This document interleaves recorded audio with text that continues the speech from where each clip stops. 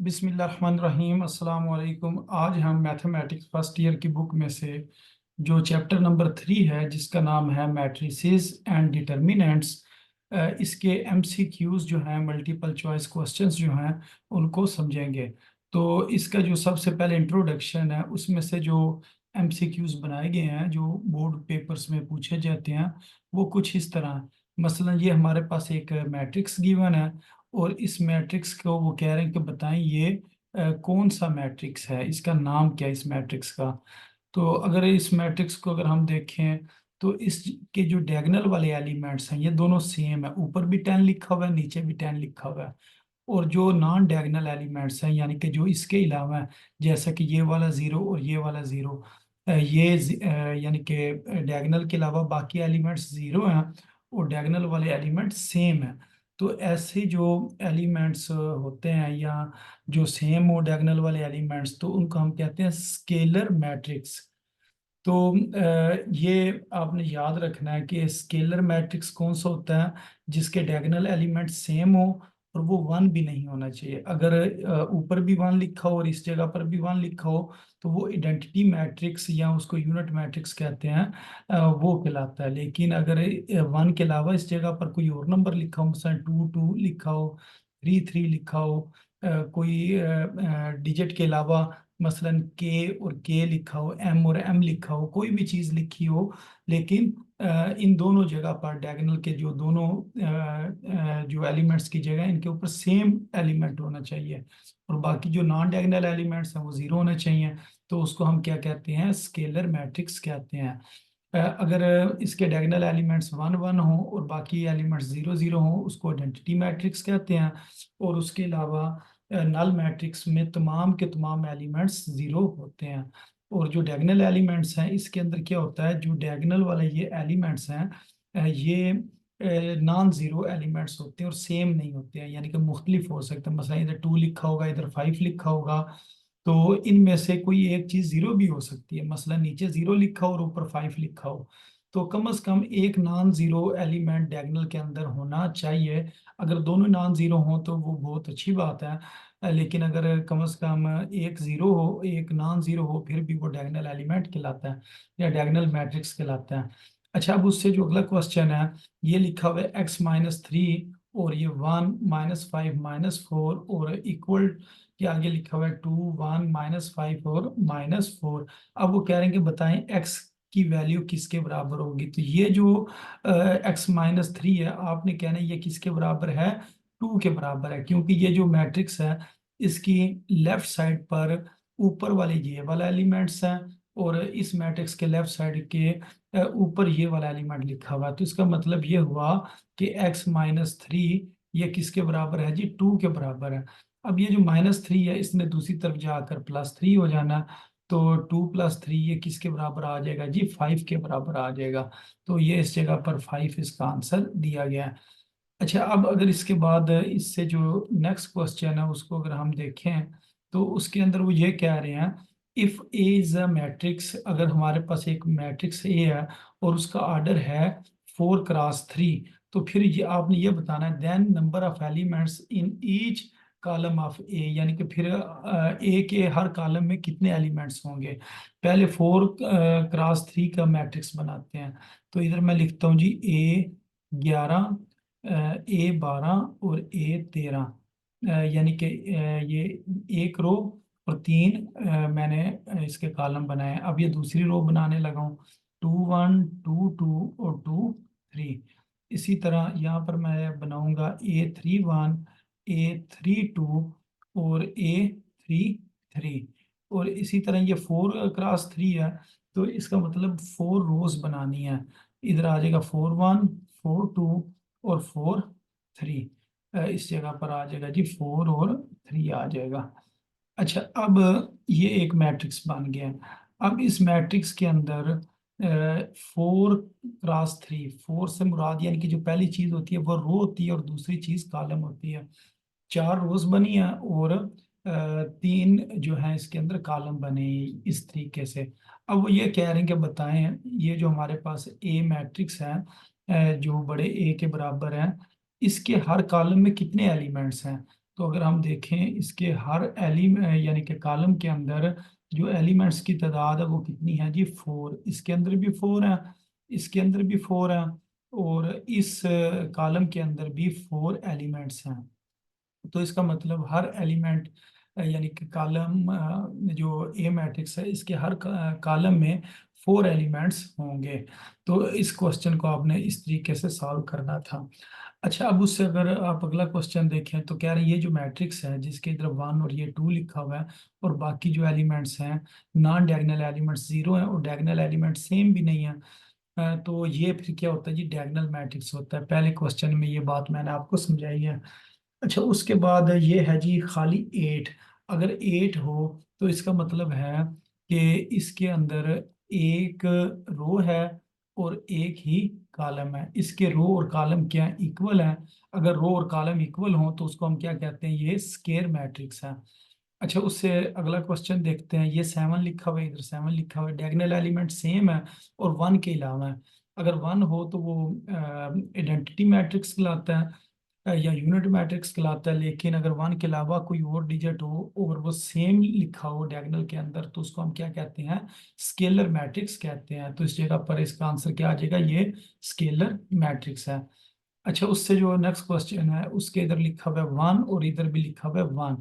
तो diagonal elements 1 1 है और नॉन डायगोनल एलिमेंट 0 है। तो ऐसे जो मैट्रिक्स है उसका नाम क्या होता है, आइडेंटिटी मैट्रिक्स होता है। तो इधर इन्होंने डायगोनल मैट्रिक्स वाला निशान लगाया हुआ है, लेकिन ये गलत है। इसका जवाब क्या है, आइडेंटिटी मैट्रिक्स है।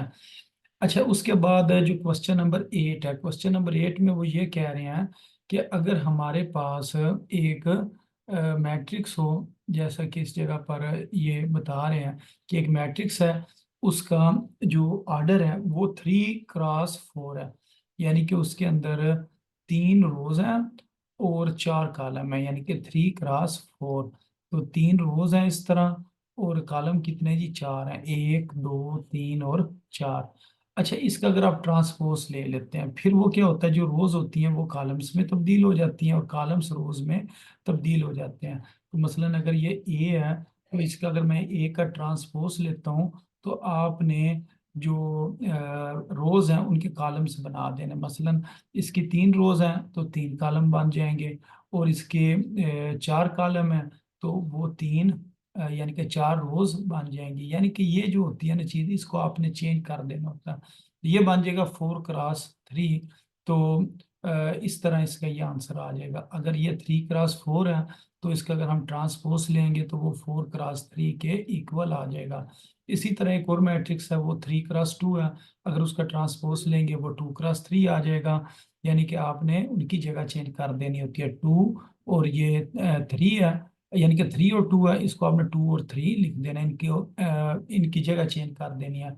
इसी तरह अगर ये वाला मैट्रिक्स है जो क्वेश्चन नंबर 10 में है, इसके अंदर कितनी रोज हैं, इसके अंदर 3 रोज हैं और कॉलम कितने हैं, 2 कॉलम है। तो इसका मतलब इसका जो ऑर्डर है वो 3 क्रॉस 2 है।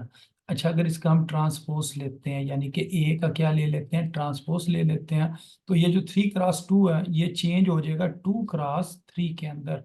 तो यही चीज इस जगह पर लिखी हुई है, यानी कि 2 क्रॉस 3। अच्छा, उसके बाद जो क्वेश्चन नंबर 11 है उसके अंदर वो कह रहे हैं 3 क्रॉस 2 एक हमारे पास ए मैट्रिक्स है, तो बताएं ए ट्रांसपोज इंटू ए किसके बराबर होगा। तो इसको आप इस तरह समझ लें, इस जगह पर मैं इसको सॉल्व करता हूँ। मसलन पहले ए है, फिर ए का ट्रांसपोज है। तो ये जो ए मैट्रिक्स है इसका ऑर्डर है 3 क्रॉस 2, और जो ए ट्रांसपोज होगा उसका जो ऑर्डर है वो होगा 2 क्रॉस 3, यानी कि इसके हम जगह चेंज करेंगे। अब इधर एक बात समझने वाली है, वो ये है कि अगर इसके दरमियान वाली चीज सेम हो, मसलन इधर भी 2 लिखा हुआ है और इस जगह पर भी 2 लिखा हुआ है, तब ये मल्टीप्लिकेशन होती है। यानी कि पहले जो मैट्रिक्स है उसका कॉलम और दूसरे मैट्रिक्स की रो अगर सेम होगी, मल्टीप्लिकेशन होगी, और जो आंसर आएगा वो ये साइड वाला आएगा, यानी कि ये जो साइड के ऊपर लिखा हुआ है ना, ये इसका आंसर आएगा, यानी कि 3 क्रॉस 3 आएगा। मल्टीप्लिकेशन के बाद जो नया मैट्रिक्स बनेगा उसका जो ऑर्डर होगा वो होगा 3 क्रॉस 3। तो इसने इस तरीके से सॉल्व होना था। अच्छा, अब इधर इन्होंने लिखा हुआ है जी यानी कि ये जो क्वेश्चन है इसका जवाब उन्होंने 2x2 बताया हुआ है। तो इसके अंदर हमने गलती ये की है कि हमने पहले ए का ट्रांसपोज लिखना था, फिर ए लिखना था। मसलन अगर इसको मैं दोबारा अगर सॉल्व करूं तो इसको किस तरीके से सॉल्व करेंगे। मसलन इस जगह पर मैं पहले लिखता हूँ ए ट्रांसपोज। ए ट्रांसपोज की क्या वैल्यू है? ए ट्रांसपोज वो बराबर होगा, हमारे पास ये 2x3 है, वो 3x2 को हम चेंज कर देंगे 2x3 में। ये किसकी वैल्यू है जी? ये ए ट्रांसपोज की वैल्यू है। अच्छा, अब उसके बाद हमने ए की वैल्यू पुट करनी है, तो ए की वैल्यू क्या होगी जी? 3x2। अब इनकी ये दरमियान वाली टर्म सेम है। अब इसका जो आंसर आएगा वो ये साइड वाला आएगा कि 2x2।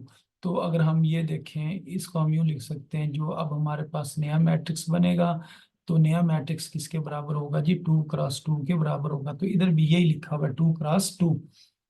अच्छा, अब उसके बाद इससे जो नेक्स्ट क्वेश्चन है, क्वेश्चन नंबर 12, उसके अंदर कह रहे हैं अगर हमारे पास कोई मैट्रिक्स हो और उसके तमाम एलिमेंट्स क्या हों? जीरो हों, तो ऐसे मैट्रिक्स को हम क्या कहते हैं? ऐसे मैट्रिक्स का नाम होता है नल मैट्रिक्स।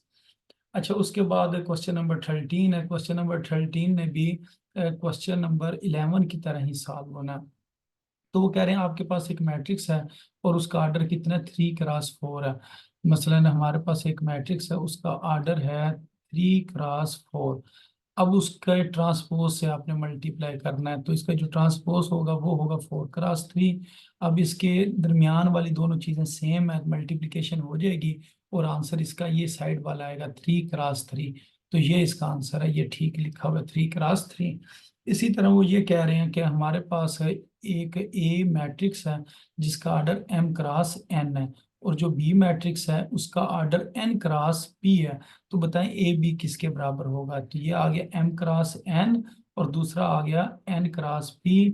अब इसकी ये दरमियान वाली चीज सेम है, मल्टीप्लिकेशन हो जाएगी और जवाब आ जाएगा m×p। तो यही इस जगह पर लिखा हुआ है m×p। अच्छा, अब इसके बाद जो इससे नेक्स्ट क्वेश्चन है उनको देखते हैं कि उनका क्या करना है।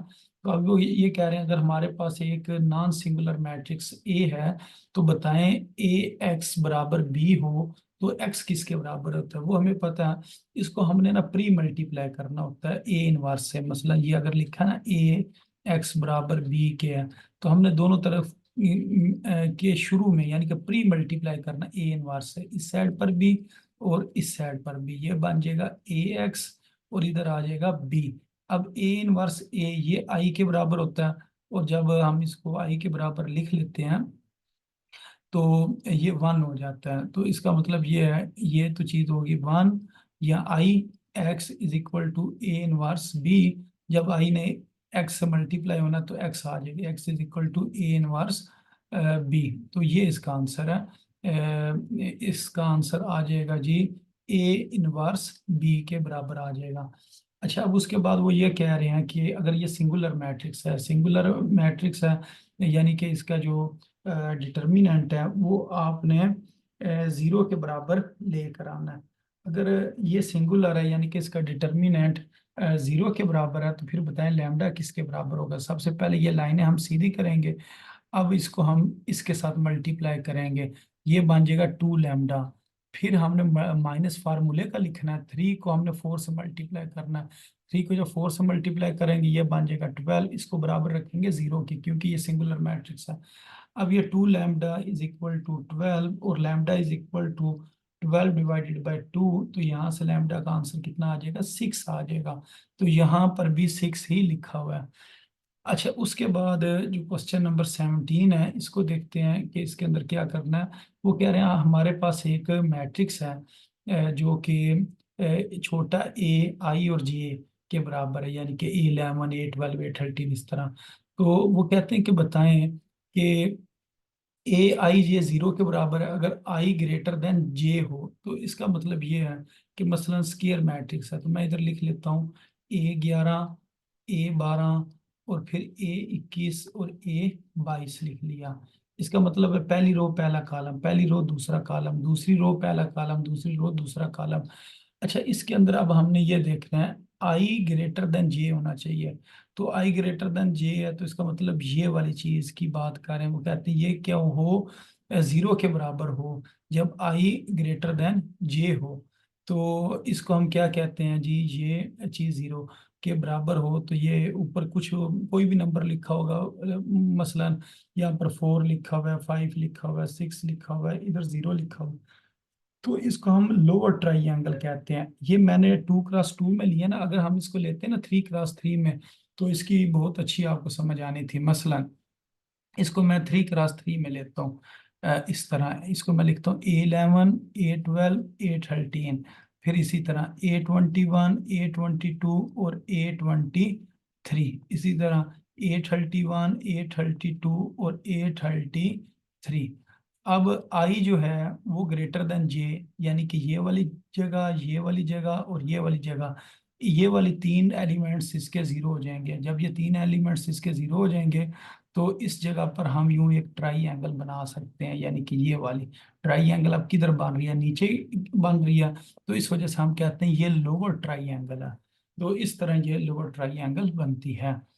अच्छा, इसी तरह अब क्वेश्चन नंबर जो 18 है इसको सॉल्व करते हैं। क्वेश्चन नंबर 18 के अंदर वो क्या कह रहे हैं, इसको जरा पढ़ लेते हैं, यहाँ जरा थोड़ी सी जगह साफ कर लें पहले। क्वेश्चन नंबर 18 के अंदर वो ये कह रहे हैं, अगर हमारे पास एक स्केयर मैट्रिक्स है जिसका आर्डर 2x2 है, तो फिर के ए का जो माड है वो किसके बराबर होगा। तो इसको आपने इस तरह सॉल्व करना है। मसलन अगर हम लिखें हमारे पास एक ए मैट्रिक्स है और इसका आर्डर 2x2 है, तो इसका मतलब ये A11, A12, इसी तरह A21 और A22। अच्छा, अगर इसको मैं के से मल्टीप्लाई कर दूं, इधर भी के लिखूंगा, इधर तमाम एलिमेंट्स के साथ मैं के लिख दूंगा। जिस टाइम हम इसका मार लेंगे, मसलन यहाँ पर इस तरह करके लिखेंगे, तो यहाँ मैं मार ले लेता हूँ। अब जब मार लेंगे तो फिर हर कॉलम या हर रो में से आप के कॉमन निकाल सकते हो। तो पहले अगर रो में से के का कॉमन निकालूंगा तो इधर के लिखूंगा, दूसरी रो से के कॉमन निकालूंगा तो के इधर लिखूंगा, बाकी तो ये चीज इसी तरह ही आ जाएगी। A11, A12, A21 और A22। अब के और के ये क्या बन जाएगा, के स्केयर बन जाएगा, और बाकी चीज क्या बन जाएगी, ए का माड बन जाएगा।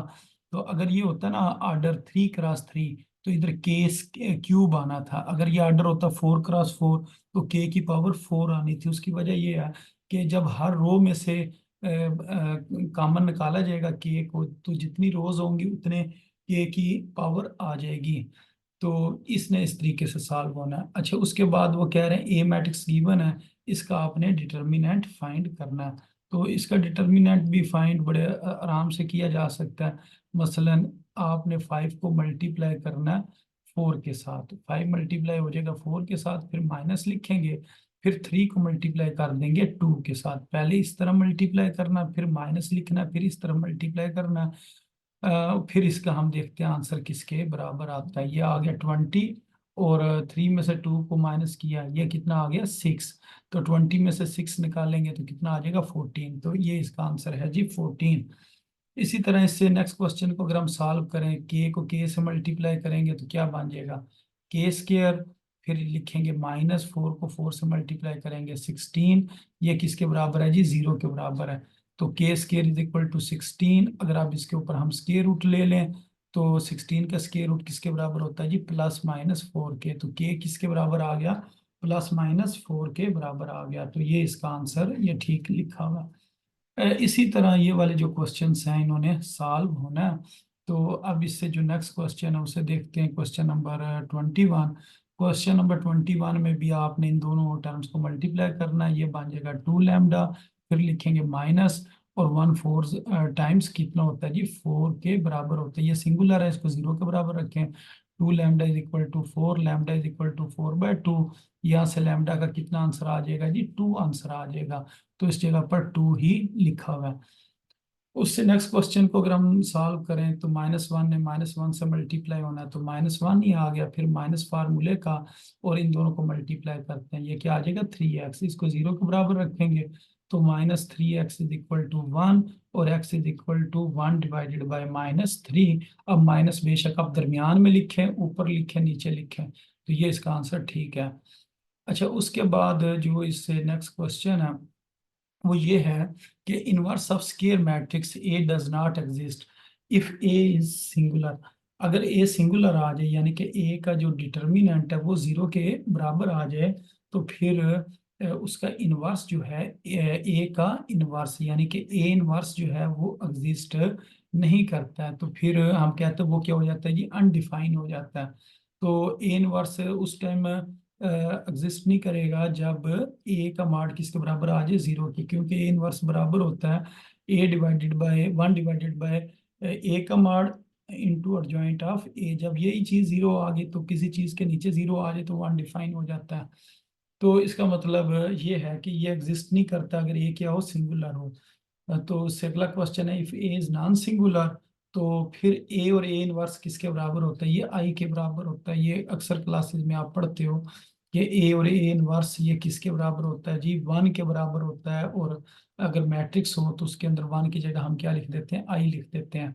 फिर इनवर्स ऑफ स्केयर मैट्रिक्स, अगर हमारे पास कोई स्केयर मैट्रिक्स है तो उसका इनवर्स जो है वो कब एग्जिस्ट करेगा, जब ए मॉड का जवाब क्या आएगा, नॉन जीरो आएगा। अगर कोई चीज नॉन जीरो आती है, ए का मॉड या डिटर्मिनेंट नॉन जीरो आता है तो उसको हम क्या कहते हैं, ये नॉन सिंगुलर मैट्रिक्स है। अगर ए नॉन सिंगुलर मैट्रिक्स होगा तब ए का जो इनवर्स है वो एग्जिस्ट करेगा।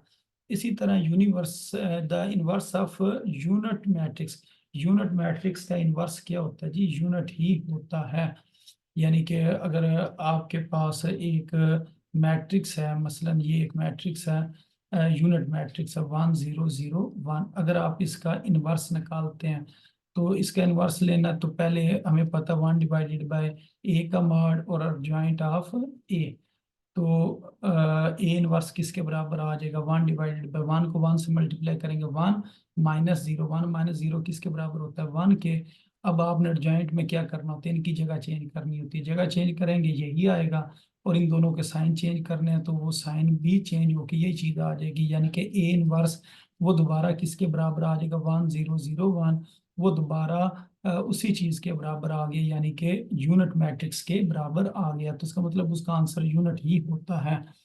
अच्छा, अब आपने एडजॉइंट लेना है। एडजॉइंट में क्या करते हैं, इन दो की आपने जगह चेंज करनी होती है, इन दो की आपने जगह चेंज करनी है।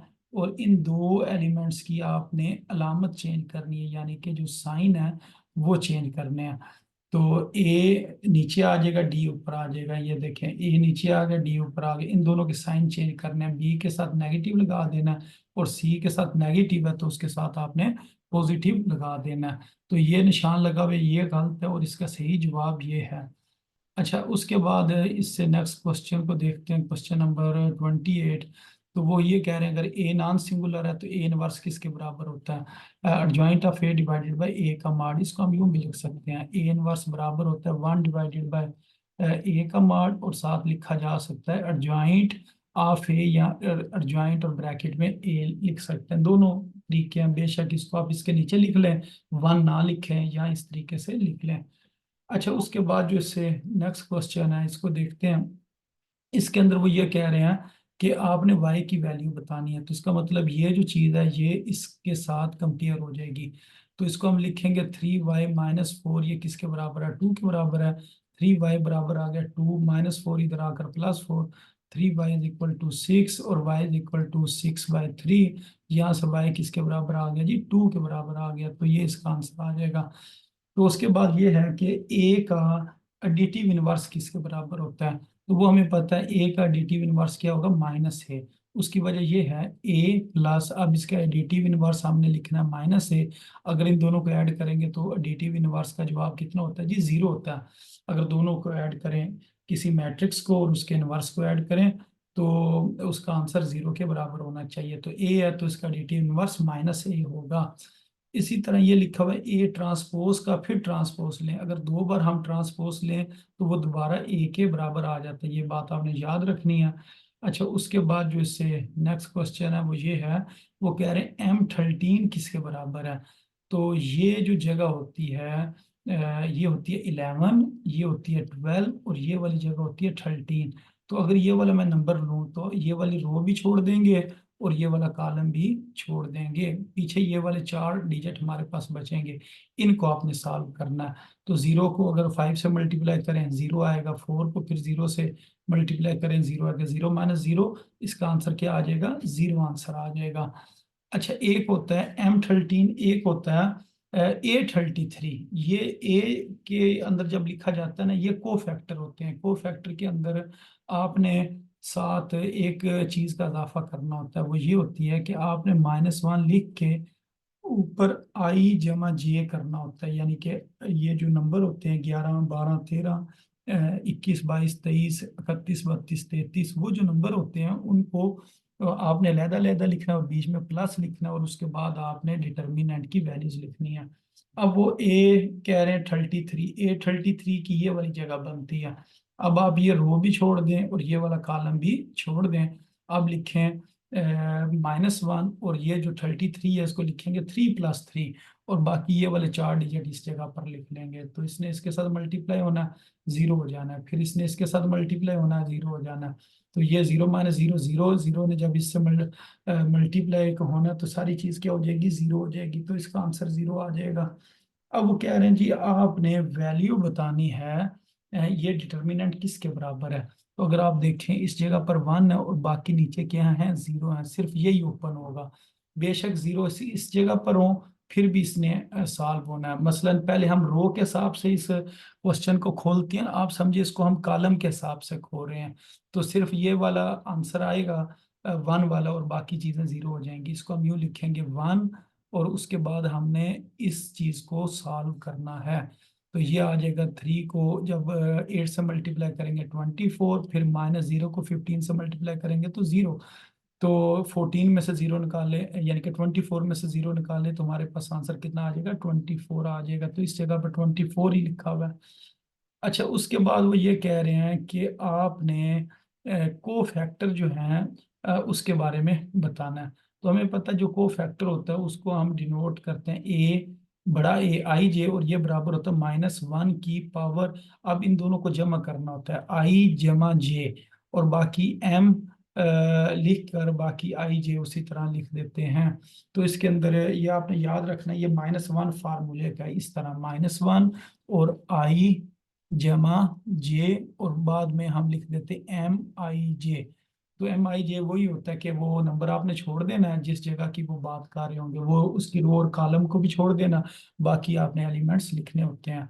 तो इसके वो कह रहे हैं जी को फैक्टर जो है 6, उसके बारे में बताएं। अच्छा, अगर इसका को फैक्टर 6 ये वाला है, तो अगर ये वाली हम रो छोड़ें और ये वाला हम कॉलम छोड़ दें, तो फिर हम बाकी चीज देखें तो हमारे पास क्या आती है, ये वाली जगह आ जाती है 1। अब इसको आपने सॉल्व किस तरह करना है, ये वाली जगह किस नंबर पर आती है, ये तो होगी ना 11, 12, 21, 22। तो इस जगह का नाम है 21। तो हम लिखेंगे कि -1 की पावर 21। 21 को किस तरह लिखना है, 2 जमा 1, और बाकी ये वाली रो और ये कॉलम छोड़ दिया, बाकी हमारे पास क्या बचा है जी, 1 बचा है। तो ये आ गया जी -1 की पावर 3 मल्टीप्लाई 1, ये आ गया जी -1 मल्टीप्लाई 1। अब जब इसको मल्टीप्लाई करेंगे तो हमारे पास आंसर कितना आ जाएगा, -1 आ जाएगा। उसके बाद वो कह रहे हैं A33 किसके बराबर है। तो ये हमें पता है, ये वाली जो जगह ना A33 है।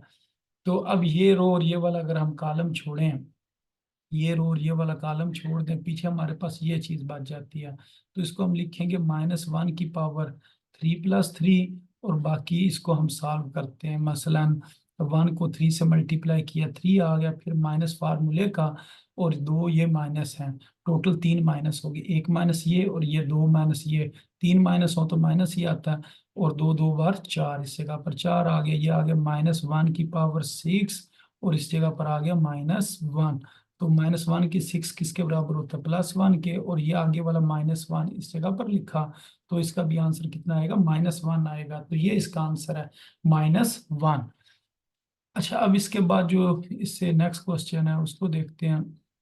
इससे नेक्स्ट क्वेश्चन में वो ये कह रहे हैं कि if all the entries of column of square matrix are 0, अगर सारी उसकी एंट्रीज क्या पूरा का पूरा एक कॉलम 0 हो जाए, यानी कि पूरे का पूरा एक कॉलम 0 हो जाए, तो उसका डिटर्मिनेंट 0 हो जाता है। अब वो कह रहे हैं अगर हमारे पास 4x4 मैट्रिक्स हो, ये ए किसके बराबर होगा। ऊपर हमने इसके साथ का एक क्वेश्चन किया था, उसके अंदर 2x2 था, इसमें 4x4 है। तो इसका मतलब के की पावर 4 बाहर आएगी। अगर 3x3 होता तो के की पावर 3 इंटू ए का डिटर्मिनेंट आना था। तो इधर 4x4 है, इस वजह से k की पावर 4 आएगी। अब ये लिखा हुआ है ए बी का ट्रांसपोज, ये आपको पता होना चाहिए। अगर ए बी का ट्रांसपोज लिखा हो तो ये उल्टा खुलता है, यानी कि जो चीज़ बाद में होती है उसे पहले लिखते हैं और उसके ऊपर ट्रांसपोज, और जो पहले होती है उसको बाद में लिखते हैं। इसी तरह इनवर्स में भी यही होता है, ए बी का इनवर्स हो तो बी का इनवर्स ए का इनवर्स, इस तरह ए बी का ट्रांसपोज बराबर होता है बी का ट्रांसपोज ए का ट्रांसपोज। अच्छा, अब उसके बाद क्वेश्चन नंबर 41 है। इसके अंदर कह रहे हैं अगर दो रोज जो हैं वो क्या हो जाए, इडेंटिकल हो जाए, यानी कि सेम हो जाए, तो फिर भी उसका डिटर्मिनेंट जो है वो किसके बराबर हो जाता है जी, ये जीरो के बराबर हो जाता है, यानी कि पूरे का पूरा जवाब भी उसका जीरो के बराबर आ जाता है। अच्छा, अब इसके बाद इससे जो नेक्स्ट क्वेश्चन है उसे देखते हैं। ए बी अगर एग्जिस्ट करेगा तो ए बी का इनवर्स किसके बराबर होता है जी, बी इनवर्स ए इनवर्स। अभी थोड़ी देर पहले मैंने आपको बताया, तो ये पेज नंबर 114 के ऊपर भी ये बात लिखी हुई है। अगर दो बार इनवर्स लिखा हो, मसलन ए इनवर्स और इसका दोबारा इनवर्स लिखा हो, दो बार इनवर्स लिखा हो तो वो खत्म हो जाता है, ए के बराबर जवाब आता है। ये किताब के सफ़ा नंबर 114 के ऊपर ये बात बताई हुई है। तो 3x3 अगर आपके पास मैट्रिक्स है, तो अब इधर के की पावर कितनी आ जाएगी, 3 आ जाएगी। ऊपर हमने पावर 2 वाला भी किया और पावर 4 वाला भी किया। अगर अब ये 3x3 है तो के की पावर 3 आ जाएगी। अब ये ए बी का इनवर्स ये किसके बराबर होगा, बी का इनवर्स ए का इनवर्स होगा, ये थोड़ी देर पहले हमने किया। अच्छा, उसके बाद ये लिखा है ए का ट्रांसपोज माइनस ए के बराबर हो, तो वो क्या होता है, स्क्यू सिमेट्रिक होता है। ये आपने ना कंडीशंस याद रखनी होती हैं, ये 9th क्लास में भी है कि अगर ए बी का ए का ट्रांसपोज वो किसके बराबर आ जाए, माइनस ए के बराबर आ जाए तो वो स्क्यू सिमेट्रिक। अगर ए का ट्रांसपोज ए के बराबर आ जाए तो वो सिमेट्रिक होता है। तो अगर माइनस आएगा तो स्क्यू आपने साथ लिखना है। तो कह रहे हैं square matrix A skew symmetric अगर उसका आंसर कितना आए, माइनस ए के बराबर आ जाए। फिर हर्मिशियन में आप क्या करते हैं कि पहले ए लिखते हैं, फिर उसका आप लेते हैं बार। तो बार क्या करता है, जो अयोटा का साइन होता है ना वो चेंज कर देता है। अगर प्लस अयोटा हो तो माइनस अयोटा कर देता है, माइनस हो तो प्लस अयोटा कर देता है। फिर आप उसका ट्रांसपोज लेते हैं, अगर वो चीज़ दोबारा ए के बराबर आ जाए तो हम क्या कहते हैं, वो हर्मिशियन है। और अगर उसका जवाब दोबारा माइनस ए के बराबर आए तो वो स्क्यू हर्मिशियन होता है, यानी कि पहले उसका बार लिया फिर आपने उसका ट्रांसपोज लिया। अगर तो जवाब आ जाए माइनस ए तो वो क्या हो जाएगा, स्क्यू हर्मिशियन। तो अगर प्लस ए के बराबर आए या खाली ए के बराबर आए तो वो हर्मिशियन होता है, और अगर माइनस ए के बराबर आए तो स्क्यू हर्मिशियन होता है। इसमें सिर्फ ये बार का फर्क होता है। अच्छा, अब ए का बार फिर उसका ट्रांसपोज, तो ये स्क्यू हर्मिशियन कब होगा, जब इसका आंसर कितना आएगा, माइनस ए के बराबर आएगा। तो अगर ए के बराबर आए तो हर्मिशियन, अगर माइनस ए के बराबर आए तो स्क्यू हर्मिशियन के बराबर होता है। अच्छा, उसके बाद ये क्वेश्चन है कि वो कह रहे हैं बताएं इसकी रैंक कितनी है। रैंक होता है नंबर ऑफ नॉन जीरो रोज। इसके अंदर भी एक नॉन जीरो एलिमेंट है, इसके अंदर भी एक नॉन जीरो एलिमेंट है। तो अगर ऐसी रोज जिसके अंदर कम से कम एक नॉन जीरो एलिमेंट हो तो वो आपने गिननी है, कितनी है, दो रोज हैं।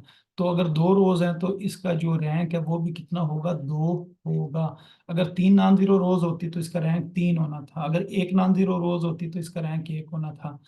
अब उससे जो नेक्स्ट क्वेश्चन है इसके अंदर अगर हम देखें तो इसके अंदर एक ही रो है और वो उस रो के अंदर नॉन जीरो एलिमेंट्स भी हैं। तो नंबर ऑफ नॉन जीरो रोज कितनी है, एक है, इस वजह से इसका जो रैंक है वो एक के बराबर है। अच्छा, उसके बाद ये पेज नंबर 52 यानी कि क्वेश्चन नंबर 22 है। कह रहे हैं अगर जीरो जीरो सोल्यूशन हो इन दो इक्वेशंस का तो फिर उसको हम क्या कहते हैं, उसको हम कहते हैं ट्रिवियल सोल्यूशन। ट्रिवियल सोल्यूशन ऐसा सोल्यूशन होता है जो बिल्कुल सिंपल होता है, कि जिसको हम ना जीरो के बराबर आसानी से रख के ना हमें जवाब का पता चल जाए। मसलन मैं कहूँ एक्स प्लस 5 जो है वो जीरो के बराबर है, तो मैं कहूँ जी एक्स का क्या वैल्यू, अब इसको मैंने जीरो के बराबर रखा है ना, तो यहाँ से अब मैं फौरन एक्स की वैल्यू बता सकता हूँ जी, वो -5 होगी। तो ऐसा सोल्यूशन जिसको आप जीरो के बराबर रखें और आपको उस वैल्यू का पता चल जाए, अननोन वैल्यू का, तो ऐसे सोल्यूशन को हम ट्रिवियल सोल्यूशन कहते हैं। ये आमतौर पर इसको जीरो के बराबर रखा जाता है। लेकिन अगर यूं होता G two square root X minus X की पावर 3 प्लस 5 बराबर है जीरो के। अब यहाँ से हमें पता नहीं चल रहा है कि इसका आंसर एक्स का क्या है, तो इसको हम कहते हैं नॉन ट्रिवियल सोल्यूशन, जिसके अंदर हम कोई सही तरीके से बता नहीं सकते हैं।